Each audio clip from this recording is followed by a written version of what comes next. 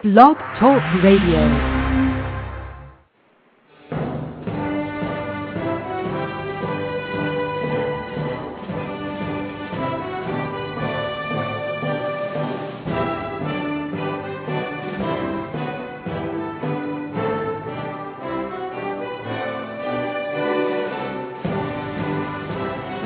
Boa noite, meus amigos. Estamos aqui de volta. Vamos começar aqui com uma cartinha muito interessante que eu recebi de uma leitora chamada Marina. Marina teve uma troca de cartas com o ombudsman da Folha de São Paulo nos seguintes termos. Ela pergunta para ele: é correto referir-se ao atleta cubano que fugiu da ditadura como desertor? Pela definição do Aurélio Caldas Aulete, desertor é 1. Militar que deserta, que abandona as fileiras do exército. 2. Trânsfuga. 3. Aquele que abandona um partido, uma causa. São sentidos, portanto, bastante depreciativos. Muito bem. Aliás, não foi a Marina que mandou, foi Eduardo Nunes de Lima. Mandou para o ombudsman da Folha, Mário Magalhães. Então, o Mário Magalhães responde: obrigado pela mensagem. Também costumo consultar o Caldas Aulete. E para o Aurélio, os dicionários, desertor é sinônimo de trânsfuga. Trânsfuga significa, segundo o Weiss, aquele que renega seus princípios, que se descuida de seus deveres. O bom desempenho esportivo era dever e princípio da delegação cubana no PAN. Era uma causa. Basta ver a reação do governo de Cuba e da população cubana aos trânsfugas. Bem, questão de opinião. Assinado Mário Magalhães, ombudsman da Folha. Pelo visto, então, a função do ombudsman é fiscalizar a ortodoxia cubana da Folha de São Paulo. Porque é evidente que o sentido da palavra desertor, né, implica uma fidelidade, vamos dizer, a uma causa guerreira. Quer dizer, tem um sentido realmente militar. Se nós aceitamos que a profissão de esportista é uma causa a ser defendida, nós estamos aceitando a conotação político-militar que o governo cubano dá ao desempenho esportivo. Ou seja, o esportista passa a ser um soldado, tá certo? A serviço da Revolução Cubana. O Mário Magalhães endossa esse sentido da palavra e, portanto, chama os caras de desertor. Olha aqui, Mário Magalhães. Desertor é você, porque você está desertando da primeira missão do jornalista, que é não corromper a linguagem, não prostituir a linguagem, tá certo? A favor de fantasias, que é exatamente o que você está fazendo. Então, gostei da carta do Eduardo, serve bem para mostrar qual é a cabeça da Folha de São Paulo. Muito bem. Agora, tempos atrás eu escrevi um artigo dizendo que o problema daquela PL 122, a chamada lei anti-homofóbica, era que, em vez de ela proteger os gays, o que ela ia fazer é entregar na mão dos militantes gays, sejam eles gays ou não, porque o problema não é o sujeito ser gay, o problema é a militância, tá certo? E o que eu quero dizer é que o sujeito, para ser um militante do movimento gaysista, ele não precisa pessoalmente ser gay, ele não precisa praticar a homossexualidade e nem desejá-la. Tá certo? Porque isso é uma atitude política e não uma conduta sexual. Contra a conduta sexual, eu jamais abri minha boca para falar contra qualquer conduta sexual de quem quer que seja. Porque, em primeiro lugar, não é da minha conta. Tá certo? Eu, como comentarista político, eu tenho que comentar as atitudes públicas. Tá certo? E não aquilo que se passa no quarto. Não é isso? Mas, então, a militância gay sendo uma atitude política e não sexual, o que acontece é que essa chamada lei anti-homofóbica, ela entregaria na mão da militância gaysista, tá certo? Um instrumento, uma arma perigosíssima, com a qual ela poderia destruir comunidades religiosas inteiras num piscar de olhos, bastando fazer o seguinte: bastando que entrasse, por exemplo, numa igreja, numa sinagoga, tá certo? Num culto protestante, tá certo? Ou numa igreja budista, um bando de traveco, tá certo? Durante o culto, tá certo? Fazendo bagunça e provocando, então, os sacerdotes e os fiéis para que ou se submetessem àquele sacrilégio, baixassem a cabeça perante aquele sacrilégio, ou então fossem para a cadeia. Eu disse isso e imediatamente houve reações indignadas no movimento gay. Ah, onde já se viu ele insinuar que nós vamos fazer isso? Eu não estava insinuando coisíssima nenhuma, eu conheço a estratégia dessas coisas, eu sei como esses movimentos se articulam e sei que esta PL 122 foi calculada para isto. Eu não disse que isso ia ser uma consequência acidental da aprovação da lei. Eu disse que isso já estava nos cálculos e na estratégia, tá certo? Do movimento. Muito bem. Pois isso já está acontecendo aqui nos Estados Unidos, antes mesmo também de aprovado. Porque aqui foi aprovado uma tipo lei homofóbica aprovada pelo Senado, mas ainda falta de aprovação presidencial e o Bush já disse que vai vetar. Tá certo? Também, se ele não vetar, ele está lascado, porque o pessoal conservador já está por aqui com ele. Então, se ele não fizer alguma coisinha para acalmá-los, tá certo? Eles são capazes de tirar o homem de lá. Então, essa lei anti-homofóbica aqui não tem futuro. Mas antes mesmo dela ser aprovada, e sem a aprovação dela, veja o que aconteceu aqui na cidade de São Francisco. Né? Isso aqui informado pela uma comunicação do pastor Elder Faber.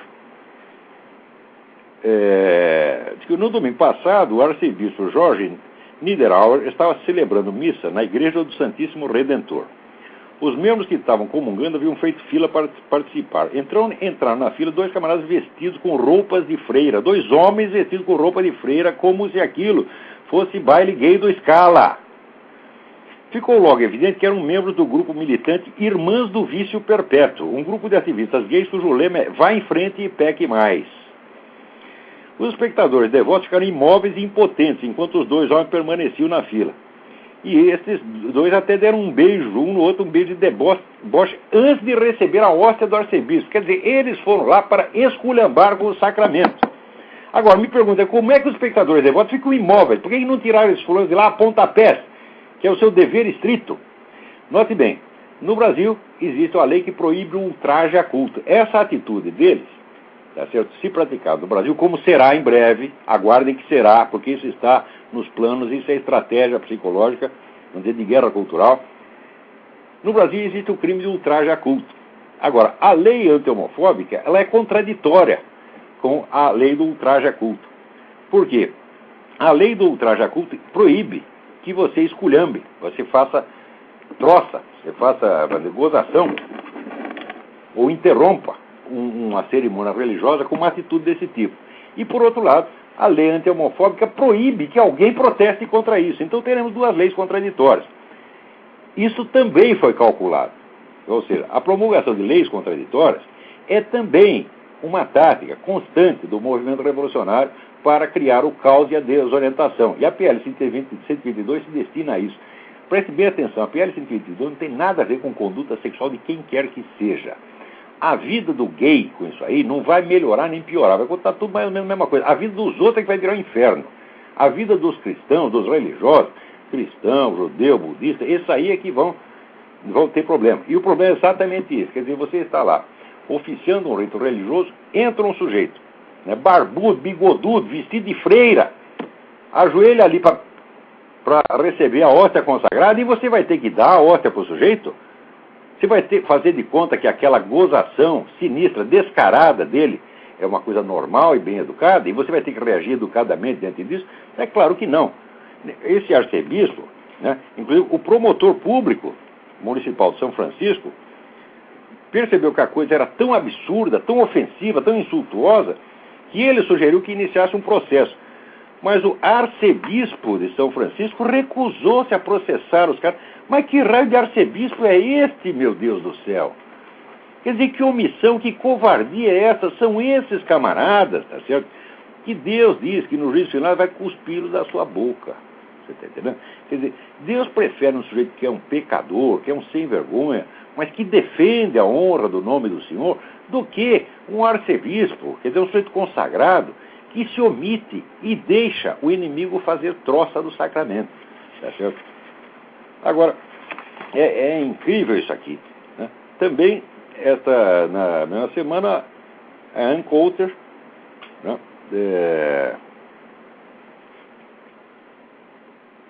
fez um comentário dizendo que ela, não é a opinião dela, os judeus precisavam se aperfeiçoar tornando-se cristãos. Foi bombardeada. Quer dizer, o que tem de mais você dizer que o judeu tem que virar cristão? Ou qualquer sujeito que tem uma religião, ele acha que o nego da outra religião tem que entrar para a religião dele. Isso é um direito elementar, tá certo? Assim como o judeu tem o direito de dizer o que ele acha do cristianismo. Tá certo?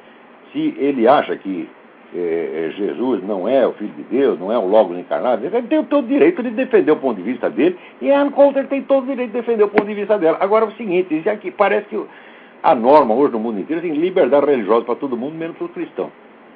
Que estupidez é essa? Ela não falou nada contra o judeu. Tá certo? Não falou nem pensou, não houve nenhuma intenção. Vocês aqui, pela doutrina cristã, quer dizer, os judeus são uma comunidade preciosa. Tá certo? E, se os cristãos insistem tanto em convertê-los, é porque tem amor a eles. Tá certo? Agora, converter não quer dizer que você vai poder converter à força, porque existe já uma bula do século, eu acho que é do século 8 ou 9, a bula papal, que está em vigor até hoje, que proíbe a interferência dos cristãos na comunidade judaica e determina que os judeus devem ser deixados em paz para viver de acordo com os costumes que tem desde o tempo de Moisés.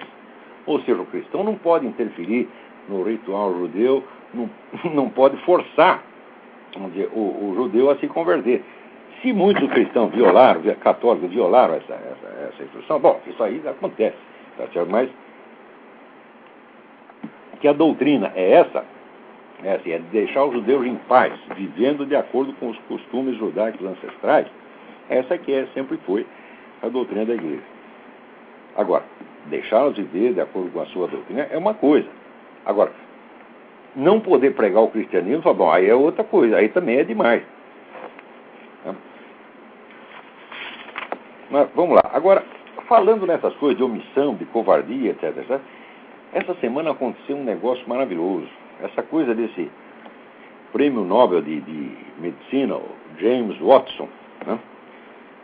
E ele disse mais ou menos o seguinte, ele disse que, assim, as nossas políticas sociais são fundadas no fato de que a inteligência dos africanos é a mesma da nossa, ocidentais brancos. Enquanto todas as pesquisas dizem que não é esse exatamente o caso. Tá certo? Então, todo mundo, evidentemente, caiu de pau nele, dizendo, onde já se viu um cientista, né, ceder à ideologia dessa maneira? Isso aí desonra a ciência. Passou uns dias, o sujeito, apesar do seu prêmio Nobel, foi suspenso do laboratório onde ele trabalha, o laboratório de Cold Spring Harbor, em Long Island, Estados Unidos. Ou seja, está todo mundo caindo de pau no tal do prêmio Nobel. Agora, isso é uma ocasião excelente para lembrar a vocês algumas coisas que depois eu vou detalhar melhor com fonte e tudo no meu artigo, provavelmente o artigo, não sei que artigo, Jornal do Brasil, do Diário do Comércio.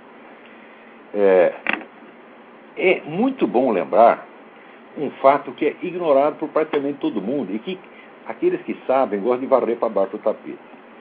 O racismo é um filho da mentalidade científica moderna. Ele é um filho da ciência moderna. O racismo não é filho da religião, não é filho das tradições culturais judaico-cristãs, tá certo? O racismo é totalmente desconhecido até o advento da ciência moderna. Isso aí é uma coisa que está muito bem demonstrada no melhor livro que existe a respeito, que é History of the Race Idea, de Eric Wegener. Na verdade, é o único livro que trata deste assunto precisamente sob esse aspecto, da onde surgiu a ideia de raça. É muito fácil você perceber que não pode existir racismo se não existe a ideia de identidade racial. E que a ideia de identidade racial não podia existir antes que o conceito biológico de raça aplicado ao ser humano existisse. E isso só aconteceu no século XVIII, com os biólogos modernos, tá certo? Que, tratando o ser humano apenas como uma espécie animal, tá certo? Então, delinearam o conceito atual de raça.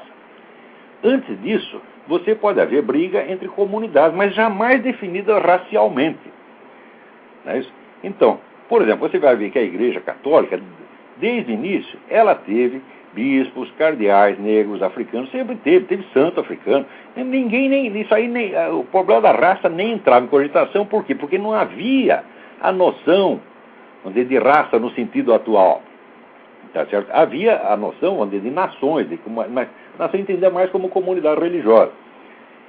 E é por isso que, se você procurar toda a doutrina católica, todas as sentenças dos papas, as decisões dos concílios, as obras dos doutores da igreja, você não vai ver nem de longe, você não vai ver a menor insinuação, a menor insinuação de que haja uma superioridade dos brancos sobre os negros. Isso aí surge com a ciência moderna. Então, o pessoal defensor da mentalidade científica fica, sabe, arrotando bons sentimentos e querendo fazer de conta que o racismo é incompatível com a ciência. Não, senhor, o racismo foi inventado por vocês.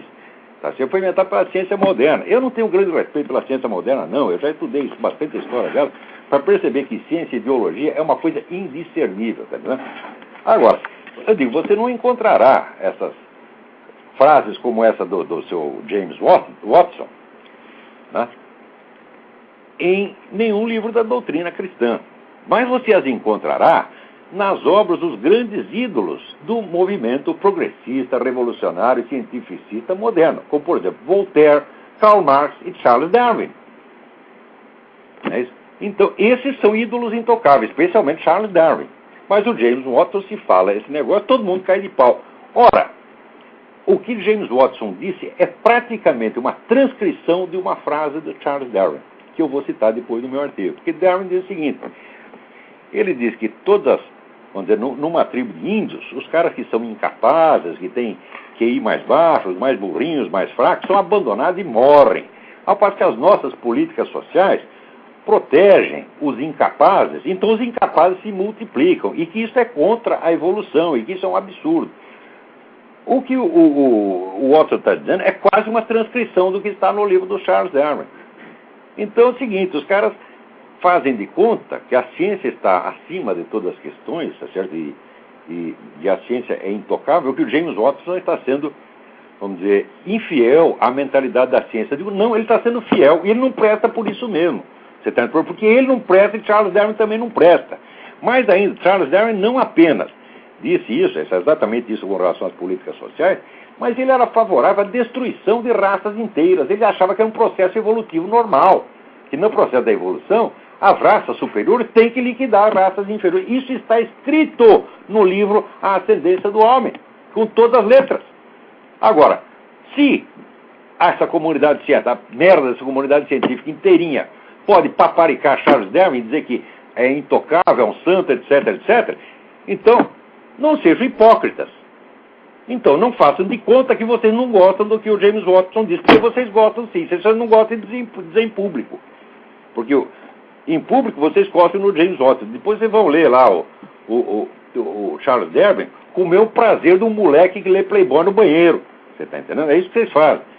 Então, a ciência moderna, um dia eu vou explicar isso melhor, que no programa não dá tempo, eu já dei inúmeras aulas sobre isso.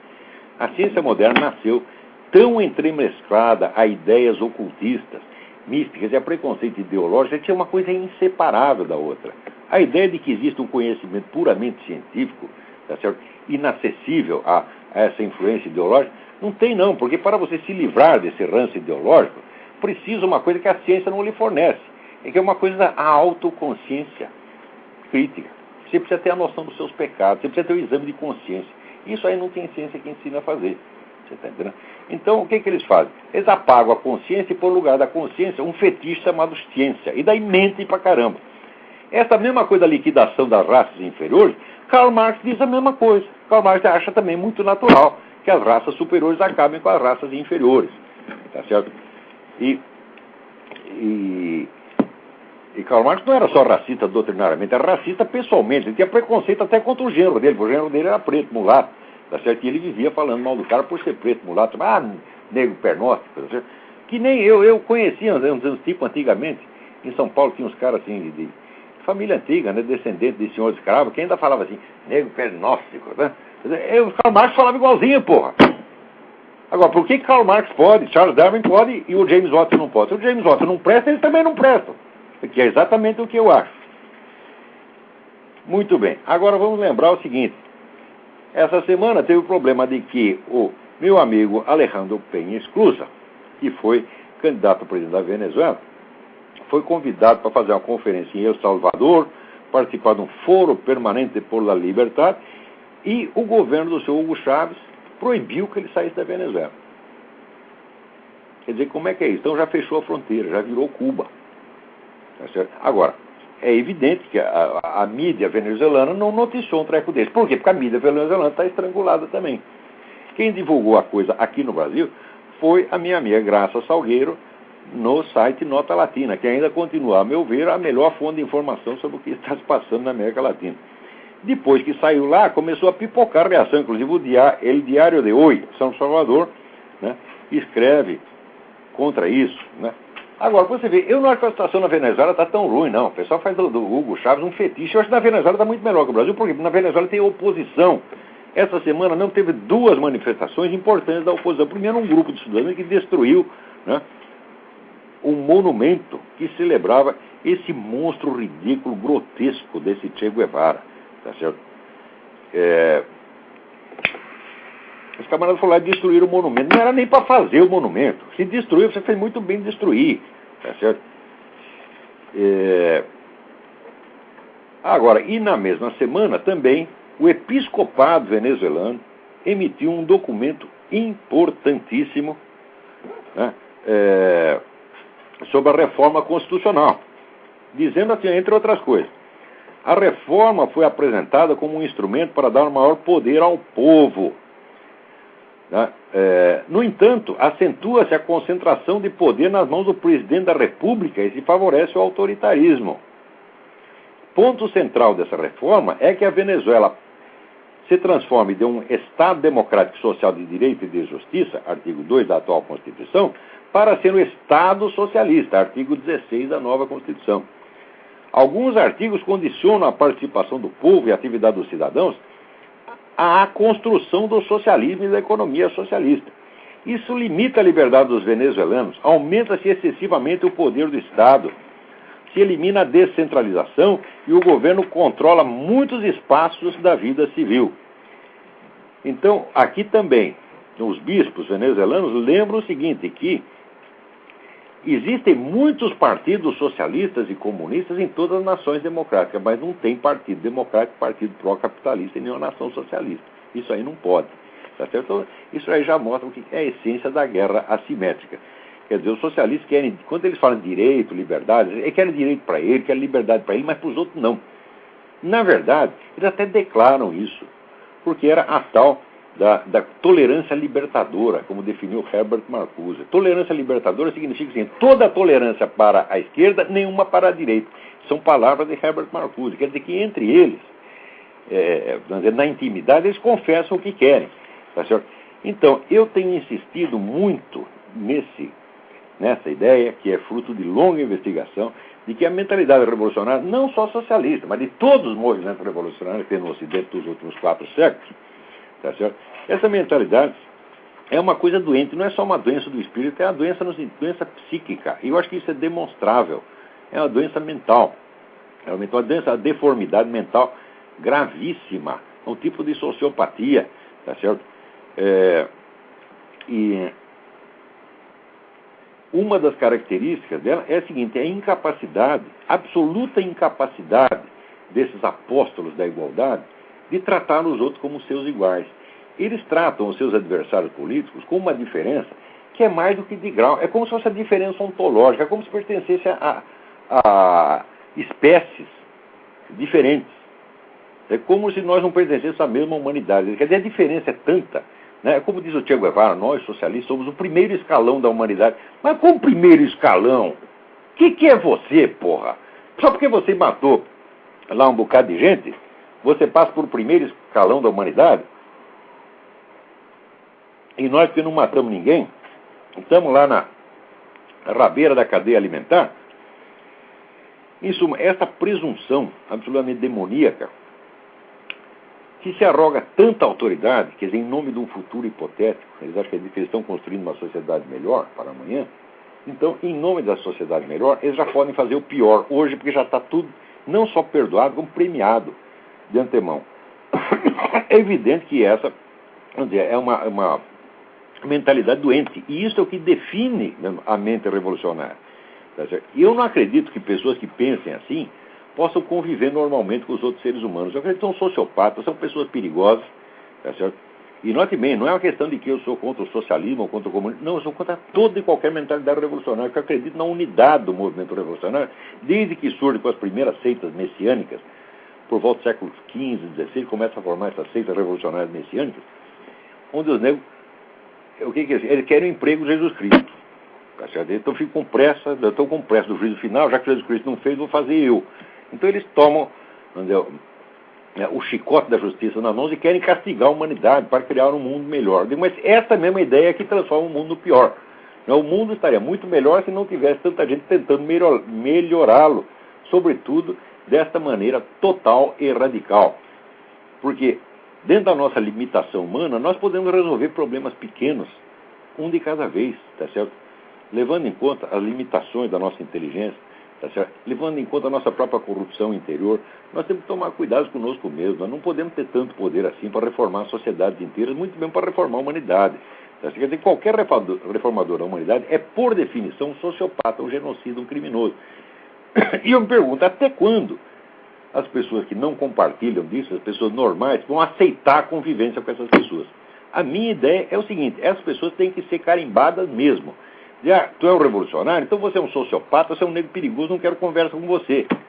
Tá certo? E eu acho que essas pessoas, vamos dizer que uma coisa é você defender, note bem, a ideia socialista, por exemplo, que na ideia socialista do ponto de vista econômico. Eu acho, por exemplo, que o Estado tinha que ter mais controle da economia.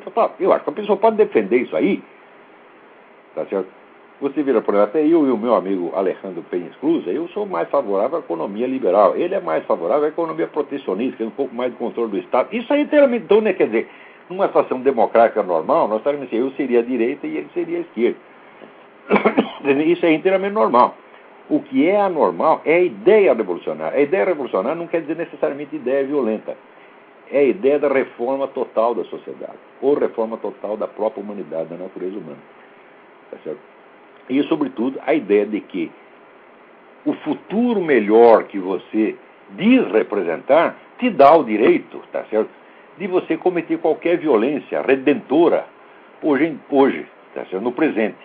Esta ideia nós não podemos tolerar de jeito nenhum. Qualquer pessoa que tenha sinal de ter uma ideia dessa na cabeça, tá certo, deve ser carimbada, denunciada, tá certo, e mostrada ao público como exatamente aquilo que ela é. Quer dizer, que é uma doida, pessoa doida, né? Doida e perigosa.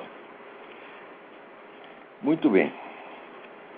Agora, veja que coisa extraordinária. Aqui nos Estados Unidos teve aí uma votação para decidir, finalmente, se o inglês é a língua oficial dos Estados Unidos ou não. E vários deles votaram contra.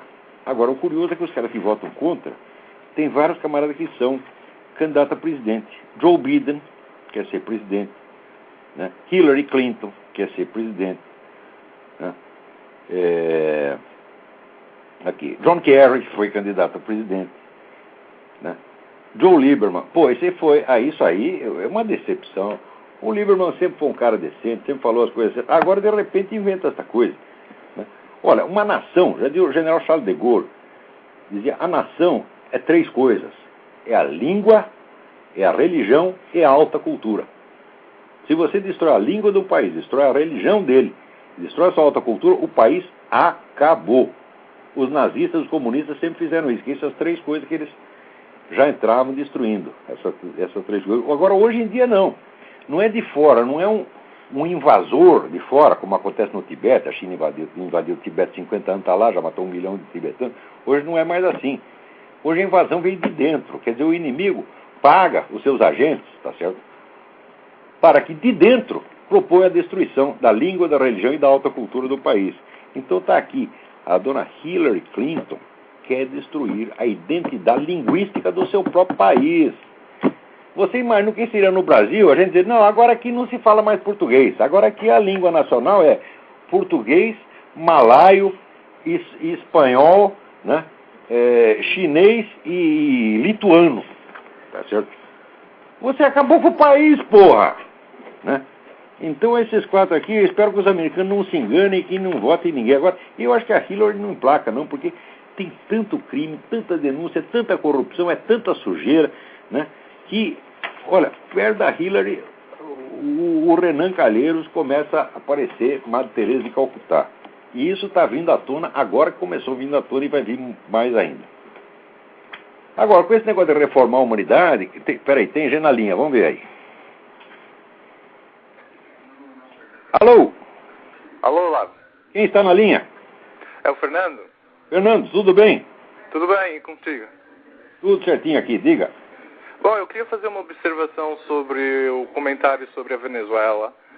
Eu ando aqui na internet vendo alguns documentários sobre o que acontece na Venezuela, e tem um documentário que é uma resposta ao documentário pró-chavista. Sim. Ótimo, me dê o endereço que a gente passa aqui aos ouvintes. Isso é muito importante. É o raio-x. O raio-x de uma mentira, ou radiografia. O raio-x de uma mentira. Quer dizer, você acha que o sujeito procurando com esse título no Google, ele acha? Ele acha em inglês, X-ray of lie. X-ray of a lie. Exatamente. E mostra que o golpe de Estado do Hugo Chávez, na verdade, foi uma mentira, não é? Uma propaganda. E eu fiquei bastante espantado que nunca sequer ouvi a divulgação desse documentário, já que o outro passa inclusive na TV Câmara, né? E que é ridículo. A TV Câmara é TV Stalin. Então, mas exatamente isso, porque nós estamos no Brasil sem praticamente nada para nos informar e tem que ser mesmo na internet. A internet é a nossa salvação, como foi aqui nos Estados Unidos, como tem sido aqui. Aqui ainda tem internet e o rádio. No Brasil tem nem o rádio, tem só a internet. Exatamente. E, bom, basicamente era isso que eu gostaria de falar. E muito boa a sua informação. Então procurem esse documentário de X-ray of a Lie, a respeito do Hugo Chávez. Muito boa sugestão. Muito obrigado, Fernando. Ok, boa noite. Boa sorte aí. Igualmente. Agora aqui, o Fernando Portugal Muniz, não sei se é o mesmo Fernando, está perguntando o que eu acho a respeito das ideias do Sarkozy.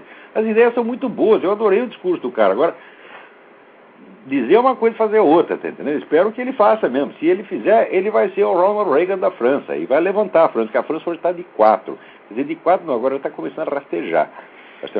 A história da França é uma ironia, porque a França, logo antes da Revolução, era o país mais poderoso, mais rico da Europa e o país que mais prosperava na Europa. Desde então, desde a Revolução Francesa, começou a decair, nunca mais parou, tá certo? Né? Até que agora tá na mão aí dos árabes, tá certo? Então vamos ver se o Sarkozy levanta a França, né? Vamos ver o que não é. Tem tanta coisa aqui.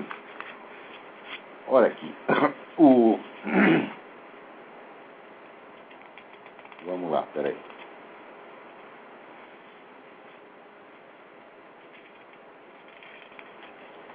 Olha, aqui não vai dar para resumir isso, porque é uma história muito comprida, mas deem uma olhada no site www.alingua.blogspot.com, e lá tem os documentos importantes a respeito do juiz Odilon de Oliveira. O juiz Odilon de Oliveira é aquele cidadão que descobriu provas, tá certo? Da atuação das Farc dentro do território nacional, a atuação intensa das Farc dentro do território nacional. Quer dizer que o governo sabe de tudo e continua passando a mão na cabeça das Farc. Né? Peraí, tem mais alguém na linha? Vamos lá. Alô? Quem está aí? Alô, Olavo? Eu? Oi, Olavo, tudo bom? É Antônio de Brasília. Tudo bem, Antônio? Tudo bem, Olavo. Olavo, eu tô te ligando para perguntar, eu não peguei o início do programa, né, mas eu tinha uma curiosidade, gostaria que o senhor comentasse. Eu assisti recentemente aquele filme, O Hotel Ruanda, né, e ele faz uma crítica ao Ocidente, né, pela omissão. Eu gostaria que o senhor comentasse esse episódio, que em geral não é muito comentado no Brasil, e fizesse uma comparação com o que está acontecendo em Darfur atualmente no Sudão. O que aconteceu com Ruanda e no Sudão. Olha, eu não assisti esse filme a que você se refere. Uhum. Mas o que aconteceu ali em Ruanda foi um genocídio alimentado por padres esquerdistas, gente da teologia da libertação. Isso aí o pessoal não costuma contar, mas investigue e você vai ver que aqueles camaradas eram os Hutus e os Tutsis. Os Hutus foram instigados, tá certo, para destruir a classe dominante, destruir os ricos. Os ricos eram os Tutsis. Os Tutsis, quer dizer, rico é de você tinha uma vaca, tinha um carneiro, tá entendendo? Então tem que matar. Exatamente como fizeram na União Soviética. Né? Quer dizer, o sujeito que é proprietário de uma vaca, ele passa a ser classe dominante. Então tem que ser destruído. Foi essa a ideia que meteram na cabeça dos Hutus. Os Hutus foram lá matar um montão de gente. Tá certo? E agora, a questão do Sudão, também todo mundo fala, mas ninguém vai fazer coisa nenhuma. Tá? Até hoje não fizeram, nem vão fazer. Ela nem tem como fazer, porque esse negócio de comunidade internacional é tudo uma palhaçada. A ONU não existe para proteger ninguém. Tá certo? A ONU existe para fazer uma comedeira de dinheiro, como naquele caso do Oil for Food, tá certo? E para ajudar os movimentos subversivos internacionais e até para ajudar terroristas, é para isso que serve a ONU. Tá certo? Eu não estou aqui nos Estados Unidos de visitante, não posso ficar dando muito palpite, mas eu acho que os americanos deviam botar essa gente daqui para fora a pontapé.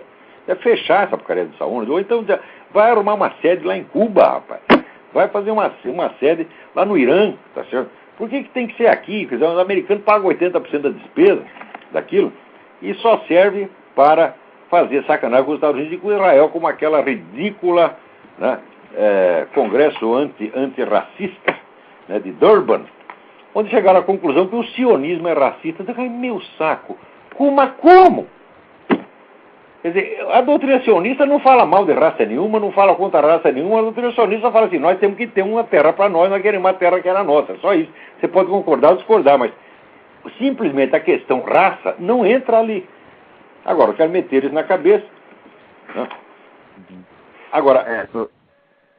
que no filme, no Hotel Rwanda, ele realmente critica muito, né, o Ocidente como um todo, né, mas critica a ONU, né, tanto que tem uma parte no filme que ele fala, né, que os poucos soldados da ONU que estão lá em Ruanda, eles não podem nem atirar contra as pessoas, né, ou seja, eles têm que aceitar aquilo, praticamente engolir o que os caras estão fazendo lá dentro. E às vezes tem que até que ajudar a sacanagem, entendeu? Sim. Olha, era o negócio da ONU, e eu recomendo o livro do J. Edward Griffin, Griffin, que se chama The Fearful Master, o Senhor Temível.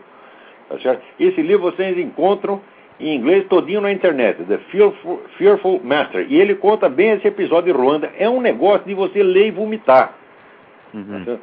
Tá tudo lá documentado.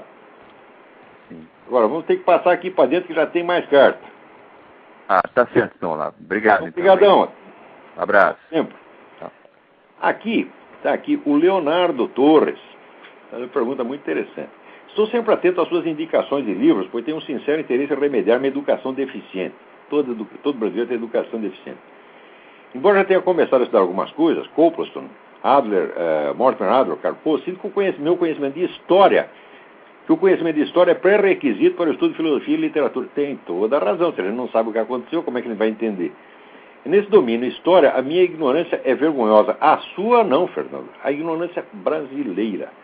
Tá certo? Porque no Brasil o que se entende por história é marxismo, é esses palhaços tipo Hobsbawm, ou às vezes até assim, como dizer, um materialismo mais elegante, que nem o do Ferdinand Brodel, tá certo?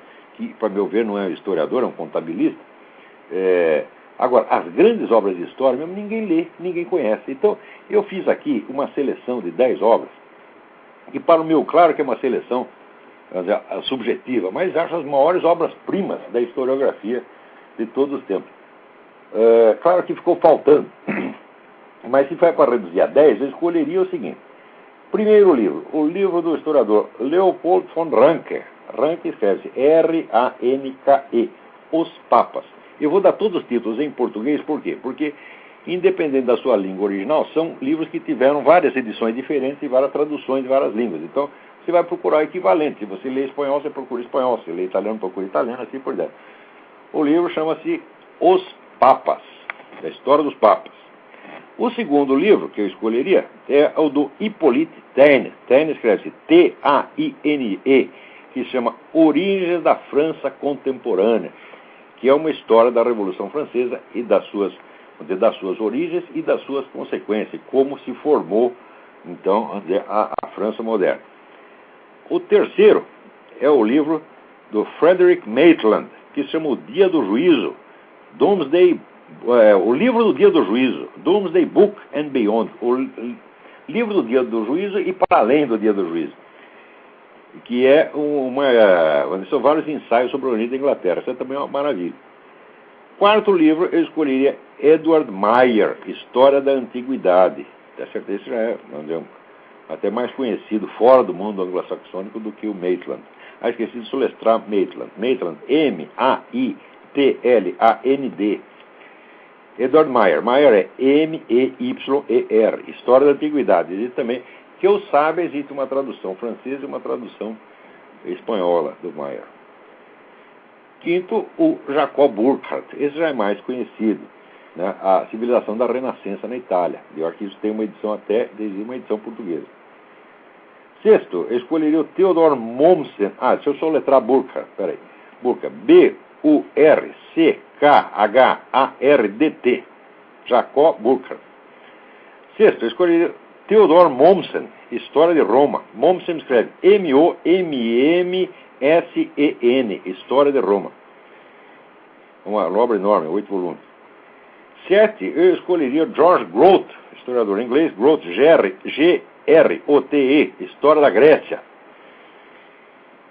Em oitavo lugar, eu colocaria o livro do Ernest Kantorowicz, que se chama Os Dois Corpos do Rei, tá certo?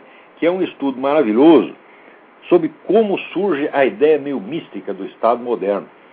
Como é que toda a concepção do Estado moderno surge de uma ideia perfeitamente idiota que se desenvolveu, foi se desenvolvendo na Idade Média, de que a pessoa do rei tinha dois corpos. Ele tinha um corpo biológico, um corpo anatômico, e tinha um corpo político, o qual era imortal. Então a mesma pessoa do rei tinha dois corpos. Desta ideia surge o Estado moderno. Você vê que a ideia do Estado moderno é toda maluca também. Kantorowicz escreve-se K-A-N-T-O-R-O-W-I-C-Z. Ernest Kantorowicz, Os Dois Corpos do Rei. No lugar, infalivelmente, o livro do Johann Huizinga, O Outono da Idade Média, ou O Declínio da Idade Média. Talvez o livro de história mais bem escrito que alguém já fez. Huizinga escreve-se, é o historiador holandês, H-U-I-Z-I-N-G-A, O Outono da Idade Média. Isso eu tenho certeza que tem a tradução brasileira, né? E, por fim, o livro do Modris Eksteins. Eksteins escreve-se E-K-S-T-E-I-N-S, que se chama Ritos da Primavera. Eu acho que isso também tem uma edição brasileira, mas parece que estava custando os olhos da cara. Então, Modris Eksteins é historiador que nasceu na Látvia, e neste livro ele estuda a Primeira Guerra Mundial do ponto de vista cultural e psicológico, mostrando que ali se enfrentaram duas concepções de civilização. Uma civilização mais conservadora, mais estável, representada no caso pela Inglaterra e pela França, e uma concepção revolucionária, modernista, representada pela Alemanha. E que a derrota militar da Alemanha não significou a derrota concomitante da mesma mentalidade modernista revolucionária, mas ao contrário. Você perdeu no campo militar, mas ganhou no campo cultural e psicológico. Então, esses são os 10 livros de história que eu mais gostei na minha vida. Eu posso estar enganado, mas existem muitos historiadores de profissão, eu creio até que a maioria deles concordaria que esses 10, se não são os absolutamente melhores, estão entre os melhores. Claro que se a gente põe somente 10, a gente sempre comete alguma injustiça. Eu, por exemplo, não coloquei aqui os livros da Regine Pernoud, entre os quais A Mulher no Tempo das Catedrais. É um livro maravilhoso. Tá certo? Também não coloquei a famosa biografia de Frederico o Grande, da Prússia, pelo Thomas Carlyle. Tá certo? Mas se quiser, pode pôr na lista e daí fica 12. A Mulher nos Tempos das Catedrais, de Regine Pernoud. Pernoud escreve P-E-R-N-O-U-D. E a História de Frederico o Grande, por Thomas Carlyle. Carlyle é C-A-R-L-Y-L-E.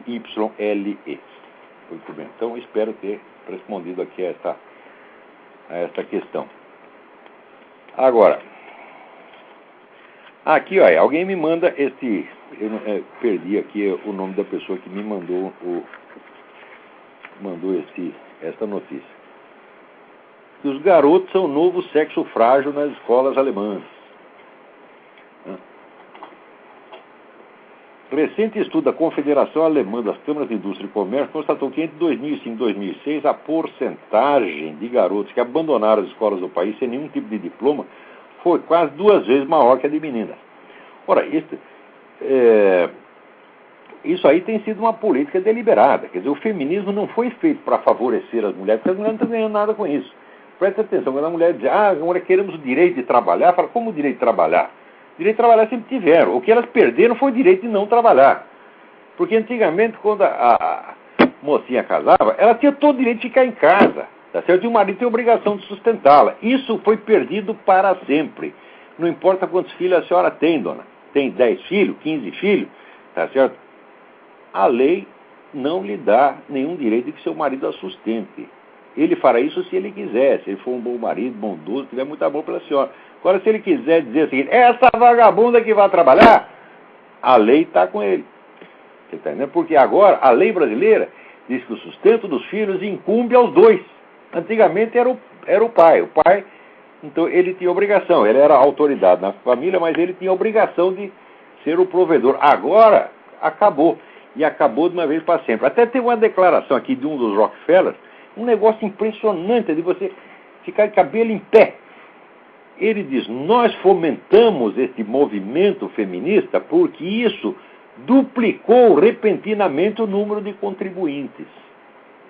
Veja o cálculo que faz. Quer dizer, as vantagens que as mulheres ganham foram muito duvidosas. Tá certo? Porque você veja, por exemplo, na Idade Média, que o pessoal disse que era uma barbárie, né? Era proibido, por exemplo, você levar um combate, levar uma guerra para dentro das cidades, porque podia atingir as mulheres, as crianças, os velhinhos. Tal. Agora não, no século XX, a primeira coisa que o nego faz é bombardear logo a cidade para acabar logo com as mulheres, as velhinhas, as crianças, tudo. Quer dizer, perderam aquele direito de estar resguardado. Tá certo? Peraí, estou explicando aqui, já tendo um minuto. Perderam aquele direito de ser defendidas pelos seus maridos. Porque você vê, a autoridade do homem deriva do fato, não do fato dele ser o provedor, mas do fato dele ser o defensor. Quer dizer, o negro que tem o dever não apenas de sustentar a sua família, mas de morrer para defendê-la. Esse é um dever milenar do homem. É em função da sua função de defensor, de protetor da família, que ele tem autoridade. Qualquer pessoa que proteja você, tá certo, contra o inimigo, ela tem que ter autoridade. Tá certo? Como numa guerra, entra o que? Estado de sítio, então o negro do exército adquire autoridade para mandar na população civil, enquanto durar aquela situação. Né? Do mesmo modo, por exemplo, que se entrar, né? Eu lembro que uma vez entrou 4 sujeitos na minha casa, que me invadi lá. Né? Então o que eu fiz? Peguei as crianças e falei, você fica quieto, cala a boca, quietinho aí. E eu tinha ganho um revólver do meu vizinho. Tá certo? Se não tivesse ganho esse revólver, eu não estava aqui fazendo esse programa agora. Porque o pessoal fala mal de ter arma em casa. Se eu não tivesse, eu estava morto. M-O-R-T-O. Você tá entendendo? O que eu vou fazer 4, cara? Vou bater em 4? Eu sou o Schwarzenegger, porra. Eu sou o que? O Van Damme. Não vai 4, não dá, porra. Né? Nem 2, às vezes nem 1. Dependendo do tamanho do negro, não dá para enfrentar, né? Então, se não tivesse armado, ia acabar a história ali mesmo. Então, o que você faz? Você baixa a repressão. Naquele momento você tem autoridade absoluta, porque é para defender a vida dos caras. Tá certo? Então, a autoridade do homem, do pai de família, deriva disto. À medida que o Estado foi assumindo isto, tá certo? Ele vai o quê? Vai desarmando os pais de família e a polícia passa a ter autoridade sobre você, a polícia e o Estado. E adquire uma autoridade, um poder sobre as mulheres e as crianças, descomunal, como agora na Venezuela, por exemplo, que não existe mais a autoridade paterna, o pátrio poder, agora pertence ao Estado. Então você não quer obedecer seu pai, você vai obedecer o Hugo Chávez. Olha, você acha que é vantagem? Quer dizer, o Estado são funcionários anônimos, mal intencionados, malignos, brutais, esses que vão mandar em você. Então, isto é o fruto do que o movimento feminista foi feito para criar esta situação. Tudo isso é para enganar trouxa, feminismo é para enganar mulher trouxa, tá certo? Gaysismo é para enganar viado trouxa, vocês não vão ganhar nada, gente, vocês vão se ferrar com essa brincadeira como as mulheres estão se ferrando. Porque hoje qualquer Estado, se quiser, ele convoca as mulheres para ir para a guerra. Antigamente, isso seria considerado uma desumanidade. Antigamente os homens da cidade tinham que morrer para que as mulheres não fossem atingidas. Hoje não. Os caras podem até mandar a mulher na frente. E você acha que isso é um direito adquirido? Ora, faça-me um favor, isso é uma empulhação. Né? Então, todo esse negócio foi feito, vamos dizer, também calculando para botar os meninos para baixo, para enfraquecer todo mundo. É o processo de feminização da cultura. A feminização da cultura não vai favorecer a mulher, não vai só desfavorecer os homens, e vai desfavorecer elas também a longo prazo. Tem alguém aí na linha? Vamos lá, quem é? Boa noite, professor. Aqui Boa é o noite. Rodrigo Guedes, do Rio de Janeiro. Quem é? Rodrigo Guedes, aqui do Rio de Janeiro. Guedes, tá tudo bem? Tudo tranquilo. Eu estava ouvindo agora o programa, o senhor não incluiria nenhum livro do Paul Johnson na sua lista, não? Entre os grandes historiadores, não. Ele é um excelente historiador, mas esses que eu estou falando, isso aqui, são clássicos absolutamente imortais, que vão, enquanto existir a ciência historiográfica, serão lidos, porque eles são modelos para os outros. Né? Uma diferença entre o sujeito ser um bom historiador e ele ser um mestre criador que cria um gênero, você entendeu? O Paul Johnson não criou gênero nenhum, ele simplesmente pratica alguns gêneros muito bom, muito bem, tem um domínio da coisa. Mas ele não é realmente um desbravador no terreno da historiografia. Mas esses 10 são modelos para todos os outros. Todos os historiadores têm que ler isso aqui e aprender. Ok, professor. Professor, outra pergunta. Eu gosto do livro do Paul Johnson, adoro, acho muito bem escrito, maravilhoso. Né? Inclusive tem vários indicados ali no Mídia Sem Máscara, a maioria foi publicada aqui no Brasil. É um excelente historiador, de qualquer maneira, pelo menos, é melhor do que o Hobsbawm. O Hobsbawm é um culhão mesmo. O meu professor de história que não ouça isso. Seu professor de história deve ser um semi-analfabeto. Quando ele vem conversar comigo aqui, nós damos um jeito nele. Empresta ele 5 minutos. Eu não resistiria nem 30 segundos. Um abração, professor. Sou emprestado. Eu peço emprestado. Já pedi o Lula emprestado, pedi o Hugo Chávez emprestado, pedi até o Fidel Castro emprestado. Ninguém me empresta, porra. Eu prometo que eu não vou bater neles, não. Eu só vou falar umas coisinhas para eles, fazer eles chorar, mostrar para todo mundo que eles são uns merda. São burros, incapazes e covardes. Não têm coragem para enfrentar as situações. Eles são os caras que só sabem viver na base do mundo e guarda-costa, resguardado por trás do Estado inteiro. Se for uma coisa de homem para homem, não pode trocar porrada, não. Não vou fazer nada, não vou encostar a mão neles, só vou falar. Né? Agora, tem 2 assuntos aqui que eu preciso comentar de qualquer maneira. Então, obrigado pela sua participação. Obrigado, professor. Um abraço. Antes que termine aqui, eu queria aqui, vamos dizer, parabenizar aqui o Miguel Najib, meu amigo Miguel Najib de Brasília, que é o responsável pelo site Escola Sem Partido, que ele tanto insistiu que ele conseguiu fazer com que a revista Época abrisse um debate sobre a doutrinação ideológica comunista nas escolas. Eu acho muito bom que tenha esse debate. Eu só quero lembrar uma coisa aos senhores. Foi por causa de tocar em assuntos desse que a minha coluna na época foi fechada. Tá certo? Então, isso aí, 5 ou 6 anos atrás. Na época, a questão da doutrinação não estava tão grave quanto hoje, teria sido muito mais fácil consertar o problema naquela época. Tá certo? Agora, o iluminado diretor da época, que se chamava Paulo Moreira Leite, que eu chamava de Paulo Moleira, tá certo? O Paulo Moleira não gostou muito, né? Achou que a coluna estava muito direitista. Quer dizer, você falar a verdade no Brasil, falar coisas óbvias, tá certo? Isso aí é extremismo de direita. Por você dizer que a doutrinação marxista é feita em todas as escolas do Brasil, isso é um fato puro e simples, é fácil de provar. Agora, você disse isso, pronto, você já é extremista de direita, tá certo? Então, por causa disso, né? O seu Paulo Moreira disse que nem os direitistas moderados já me suportavam mais, então me botou lá para fora. Então, olha aqui, ô Época, está na hora de você, está na época de você tomar a vergonha na cara, tá certo? E reler, vocês aí da redação, tá certo? Vocês não sabem de coisa nenhuma, vocês ficam sabendo das notícias 10 anos depois, porque vocês não querem saber, tá certo? Tem covardia intelectual. Reler minha polêmica com o tal do doutor Lejane Mato Grosso de Carvalho, aliás, não é meu parente, graças a Deus não é meu parente. Onde eu disse que, inclusive, a introdução da matéria filosofia na escola secundária, como não havia filósofos em número suficiente para ocupá-la, essas vagas iam ser todas preenchidas por militantes comunistas e petistas para fazer doutrinação. E é exatamente o que está acontecendo. E um outro assunto é aqui, ó. Pastor da Igreja Universal do Reino do Edir Macedo destrói patrimônio cultural e histórico nacional. Né? Então aqui, o pastor da Igreja Universal do Reino de Deus, Fábio Guimarães da Silva, queimou durante o culto 2 imagens da história missioneira, cadastradas no Instituto Patrimônio Histórico e Artístico Nacional. Mas mesmo que não fosse patrimônio artístico, olha aqui, ô Fábio Guimarães, vai queimar a imagem na puta que o pariu. Se você não quer usar a imagem na sua igreja, não use, você não tem direito nenhum, tá certo, de você atentar contra, vamos dizer, o culto católico. Você não tem direito nenhum de fazer isso. Eu me lembro daquele idiota, aquele filho de uma puta que quebrou a imagem de Nossa Senhora Aparecida na televisão e se ferrou, e fez muito bem de se ferrar, você está entendendo? Agora aqui, esta igreja, depois que começou a apoiar o aborto, começou a pipocar lá dentro tudo quanto é escândalo, tá certo? E agora está aqui, olha aqui, a compra da Record pelo fundador da Igreja Universal do Reino de Deus está sendo investigada pela Polícia Federal. A PF abriu inquérito para saber a origem do dinheiro utilizado pelo bispo Edir Macedo para a transação. Vai começar a pipocar merda dentro dessa sua igreja. Olha aqui o Edir Macedo.